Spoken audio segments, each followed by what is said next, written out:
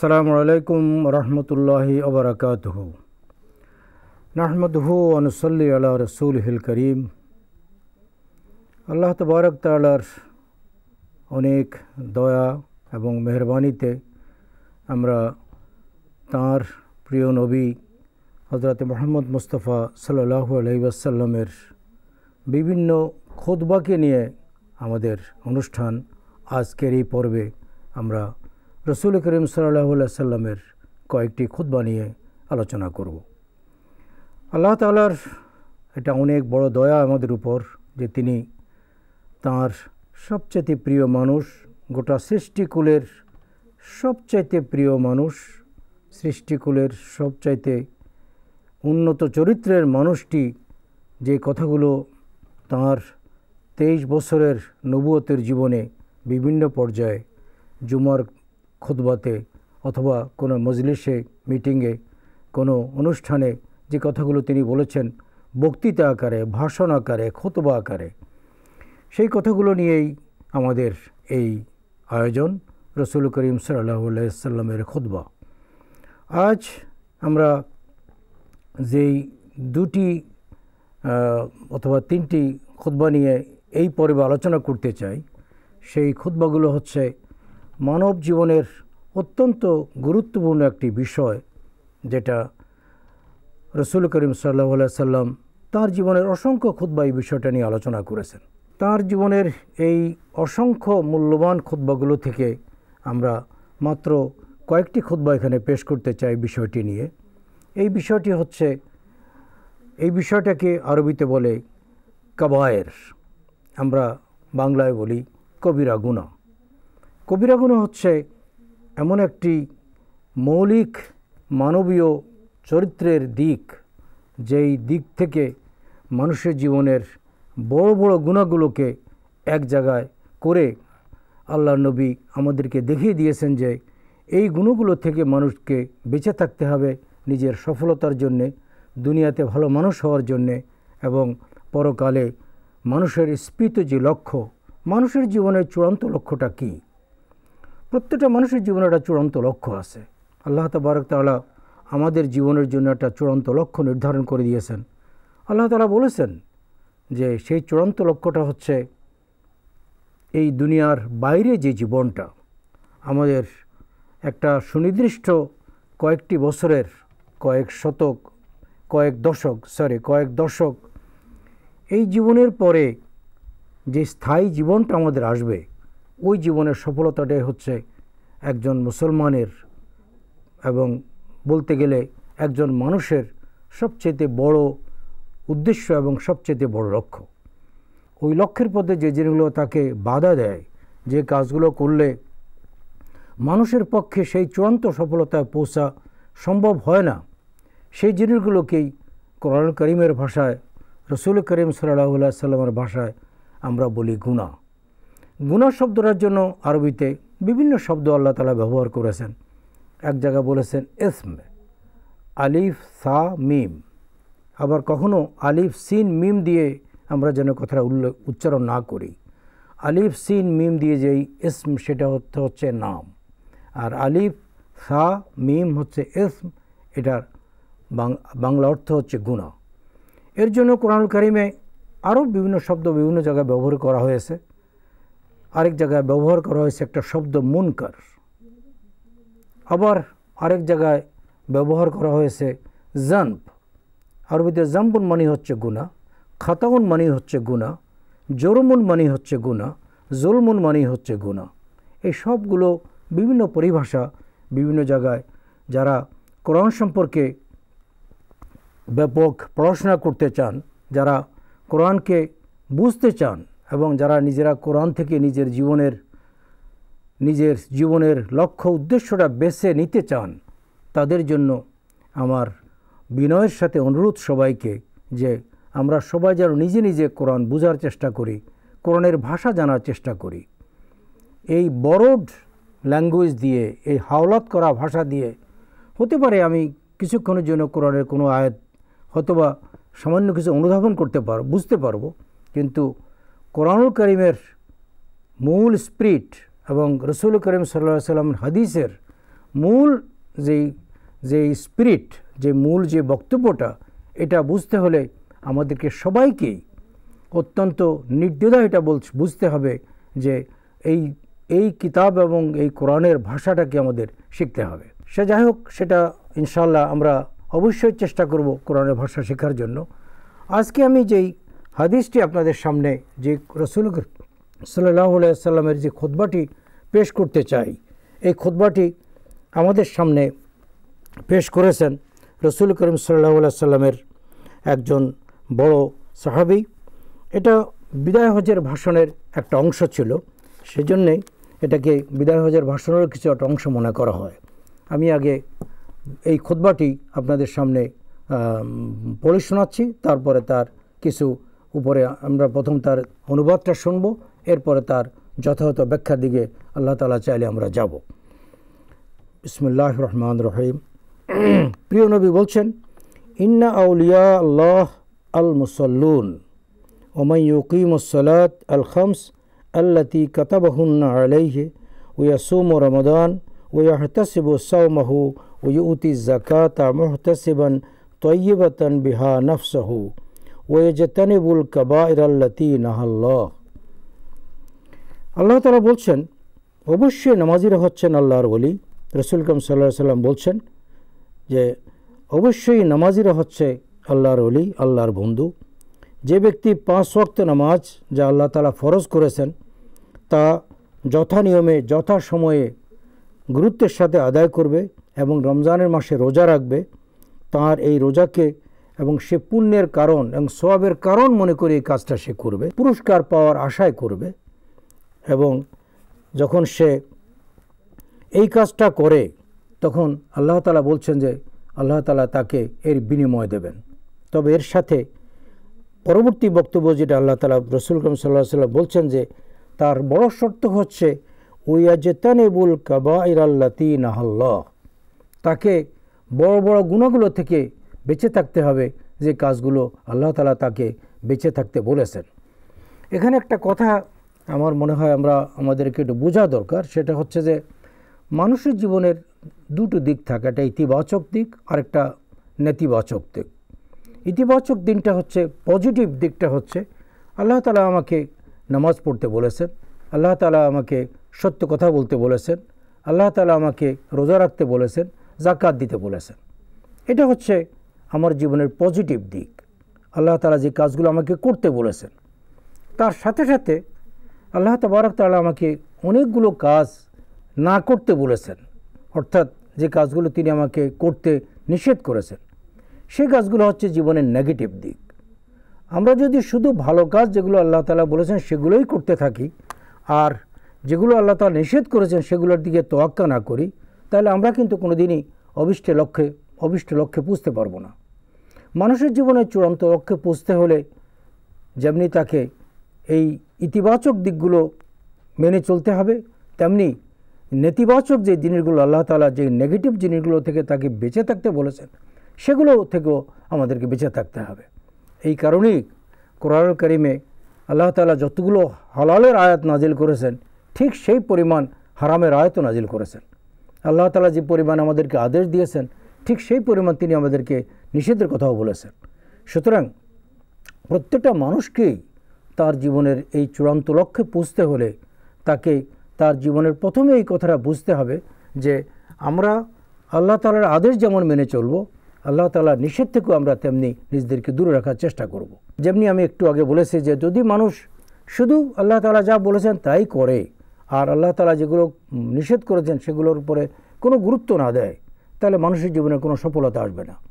এই ভাবটা বোঝার জন্য যদি আমি একটা ছোট্ট বৈষয়িক উদাহরণ আপনার সামনে পেশ করি, যেমন দুধ পান করাটা মানুষের স্বাস্থ্যের জন্য অত্যন্ত জরুরি, মানুষের শরীরের আয়রন এবং ভিটামিনের জন্য জরুরি।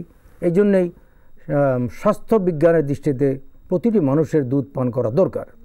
ঠিক তেমনি যদি এই দুধের সাথে কেউ যদি 1 ফোঁটা পয়জন মিশিয়ে অথবা ফরমালিন মিশিয়ে এই দুধটা পান করে, তাহলে তার জীবনের যে দুধের যে উপকার হওয়ার কথা সে উপকার তো হবেই না, বরং তার জীবনে এই দুধটা তার স্বাস্থ্যের উপর বিরাট রকমের একটা ক্ষতিকর প্রভাব ফেলবে।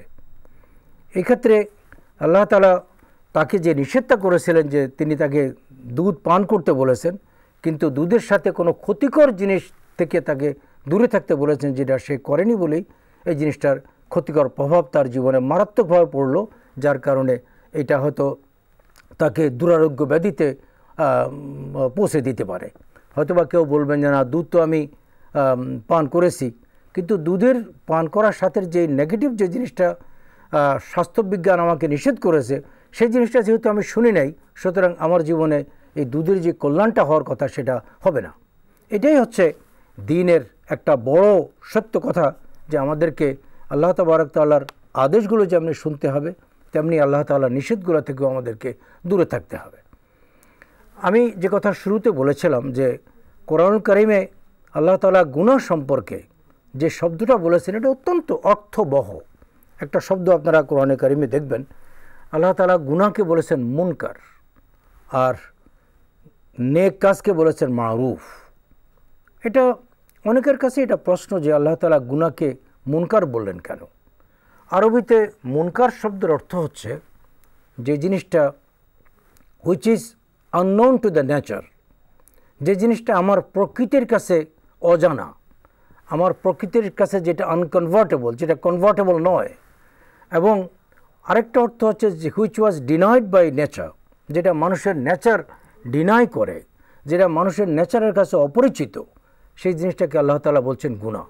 আর মারুফ বলেছেন সওয়াবের যে কাজটা নেয়, সেটা হচ্ছে ওই কাজটা যে কাজটা মানুষের which is known to the nature, যেটা মানুষের প্রকৃতি যেটা জানে এবং মানুষের প্রকৃতি যেটাকে গ্রহণ করে, ওটাকে আরবিতে বলে মারুফ।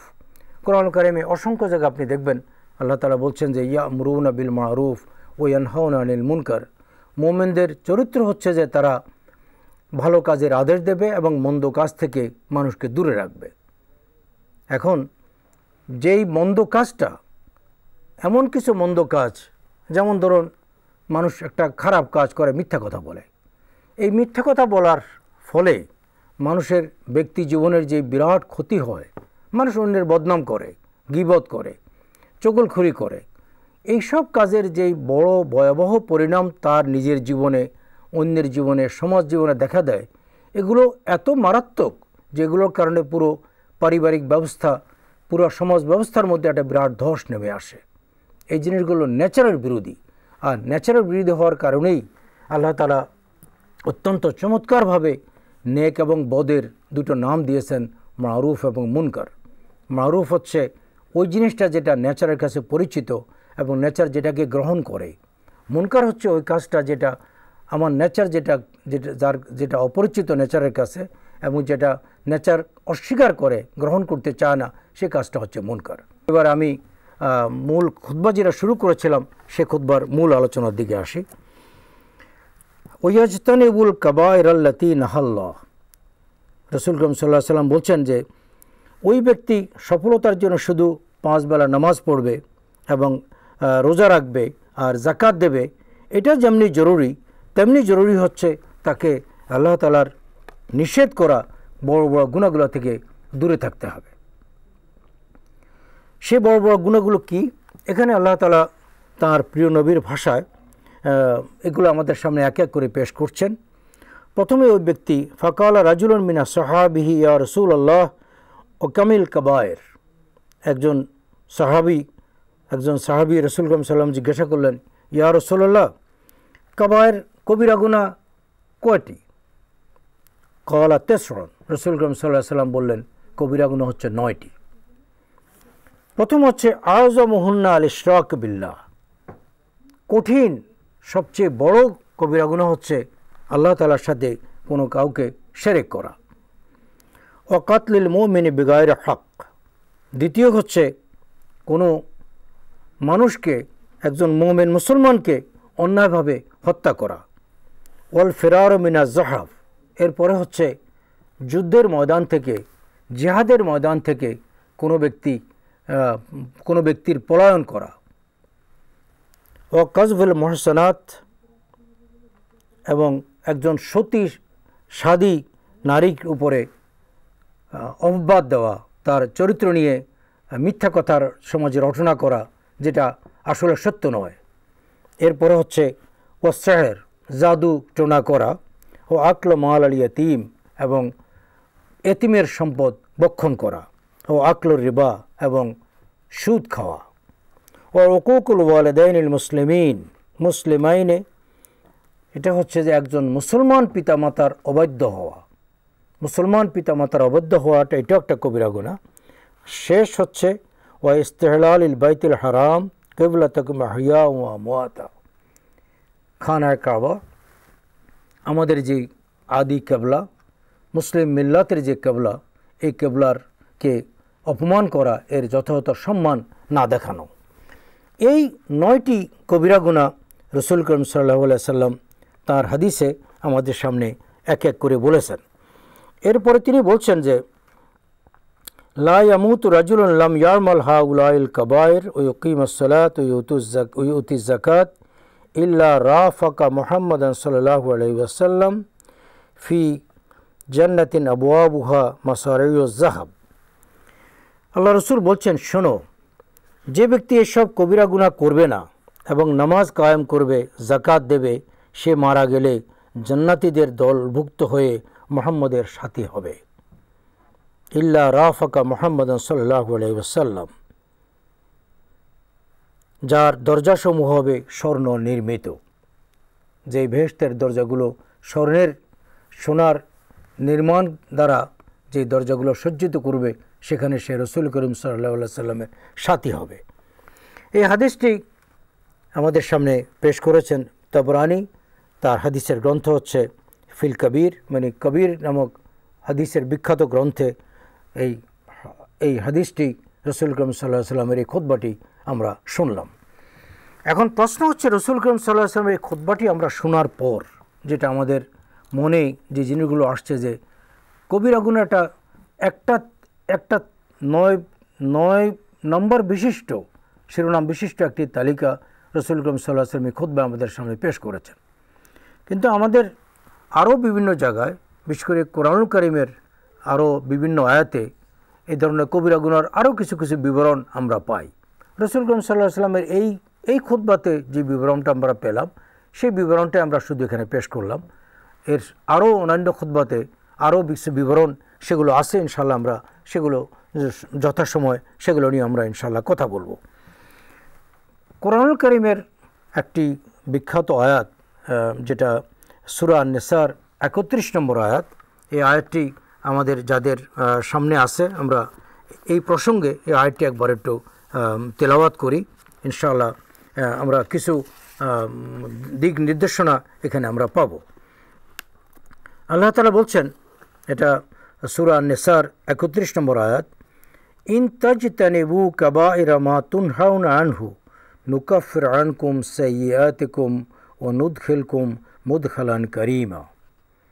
যদি তোমরা সে সমস্ত বড় বড় গুনাহ থেকে বেঁচে থাকো যা থেকে তোমাদের নিষেধ করা হয়েছে, তাহলে তোমাদের ছোটোখাটো গুনাহ আল্লাহ তাআলা বলছেন এমনি আমি হিসাব থেকে মুছে দেব এবং অত্যন্ত সম্মানজনক স্থানে আমি তোমাদের প্রবেশ করাবো। এই হচ্ছে যেই গুনাহগুলো সম্পর্কে আল্লাহ রসুল আমাদেরকে বলেছেন একটু আগে। তিনি আমাদেরকে বলেছেন যে গুনাহগুলো থেকে, যদি এই বড় বড় গুনাহগুলো থেকে কোনো মানুষ বেঁচে থাকে এবং সেই মানুষটি যদি রীতিমতো নামাজ কায়েম করে এবং রোজা রাখে, আর সাথে যদি যাকাত ব্যবস্থার সাথে নিজে যাকাত ব্যবস্থা প্রতিষ্ঠা করে, তাহলে আল্লাহ তাআলা বলছেন যে এর সাথে যদি এই কবিরা গুনাহগুলোতে বেঁচে থাকে, তাহলে আল্লাহ তাআলা ওয়াদা করেছেন এবং রাসূল করিম সাল্লাল্লাহু আলাইহি ওয়াসাল্লাম আমাদেরকে সেই ওয়াদার কথা শুনিয়ে বলছেন যে আমরা কিয়ামতের দিন রাসূল করিম সাল্লাল্লাহু আলাইহি ওয়াসাল্লামের সাথী আমরা হতে পারবো সেদিন জান্নাতের কাছে, এবং সেদিন হাউজে কাউসারের পাশে সেই কঠিন কিয়ামতের ময়দানে আমরা রাসূল করিম সাল্লাল্লাহু আলাইহি ওয়াসাল্লামের সাথী হতে পারবো। এটা অত্যন্ত বড় একটা বিষয় যে মানুষের জীবনের যে চূড়ান্ত সফলতা হচ্ছে কিয়ামতের দিনের, আর কিয়ামতের দিনের এই সফলতার জন্য আমাদেরকে অবশ্যই সেদিনের এই কাজগুলো দিকে লক্ষ্য রাখতে হবে, যে কাজগুলো আল্লাহ তাবারক তাআলা তাঁর প্রিয় নবীকে দিয়ে আমাদের সামনে বলেছেন। আমরা এরপর কোরআন কারীমের আরও বিভিন্ন জায়গায় বিভিন্ন আয়াত আছে এই বিষয়ের উপরে, সেগুলো নিয়ে আমরা একে একে ইনশাআল্লাহ কথা বলবো। আরেকটি আয়াত এই প্রসঙ্গে আমি আরও কয়েকটি আয়াত এখানে আমি পেশ করতে চাই আপনাদের সামনে। একটা হচ্ছে সূরা বনী ইসরাইলের। সূরা বনী ইসরাইলে আল্লাহ তাআলা আরও বেশ কিছু কয়েকটি কবিরা গুনার কথা এক জায়গায় বলেছেন। আবার সূরা আল আনামেও 112 নম্বর আয়াতে বেশ কিছু কবিরা গুনার কথা এক জায়গায় বলা হয়েছে। এই কবিরা গুনাহগুলো নিয়ে এই হাদিসের সাথে মিলালে, এই হাদিসে আমরা এই ভাষণে রাসূল সাল্লাল্লাহু আলাইহি ওয়াসাল্লাম আমরা কবিরা গুনার সন্ধান পেলাম 9টি। আর ওই যে কোরআনে যে 3টি আয়াত, 3টি রুকুর বিভিন্ন অংশ থেকে যে অংশটি আমি আপনাদের উল্লেখ করলাম, সেখানে আমরা আরও 10টি কবিরা গুনার সন্ধান পাই। তাহলে মোট দাঁড়ালো কোরআনুল কারীমের আলোচনা এবং প্রিয় নবীর এই খুতবার ভিত্তিতে, কোরআনুল কারীমের এই টোটাল আলোচনার ভিত্তিতে কবিরা গুনার সংখ্যা দাঁড়াবে 19টি। ইনশাআল্লাহ আমরা এই নিয়ে কথা বলবো। আল্লাহ তাআলা আমাদেরকে তৌফিক দিলে আমরা এখন একটা ছোট্ট বিরতিতে যাব। বিরতি থেকে ফিরে এসে আমরা এই বিষয়ে বিস্তারিত কথা বলবো। ততক্ষণ পর্যন্ত আমরা সবাই রাসূল করিম সাল্লাল্লাহু আলাইহি ওয়াসাল্লামের খুতবার সাথে থাকব, এই কামনা করছি। আসসালামু আলাইকুম ওয়া রাহমাতুল্লাহি ওয়া বারাকাতুহু।